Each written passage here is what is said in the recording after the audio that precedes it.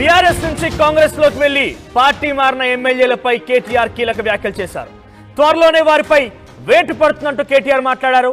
Party ఫిరాయింపులపై అన్నారు కేటీఆర్. ఇక రాజ్యాంగ నిపుణులతో చర్చిస్తున్నారు పార్టీ ప్రతినిధులు. త్వరలోనే సుప్రీంకోర్టులో కేసు వేస్తున్నామన్నారు కేటీఆర్. కోర్టు తీర్పు ద్వారా నెల రోజుల్లోనే అనర్హత అంశంపై స్పష్టత వస్తుందన్నారు.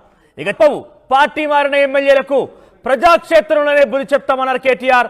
ఆయన సుప్రీంకోర్టు న్యాయవాదులతోని, న్యాయ నిపుణులతోని, రాజ్యాంగ నిపుణులతో బీఆర్ఎస్ ఎమ్మెల్యేలు టచ్లకు వెళ్లారు, వారితో చర్చిస్తున్నారు. అయితే ఈ నిర్ణయం వెంటనే ఒక నెల రోజుల్లోనే వీరిపై వేటు పడుతోంది. త్వరలో ఉప ఎన్నికలు కూడా తప్పు అన్నట్టుగా కేటీఆర్ మాట్లాడే అంశం ఇప్పుడు పెద్ద ఎత్తున చర్చనీయాంశం అవుతోంది. తెలంగాణ భవన్ నుంచి మా ప్రతినిధి మధు అందుబాటులో ఉన్నారు.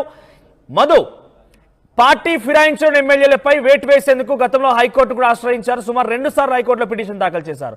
మొదటిసారి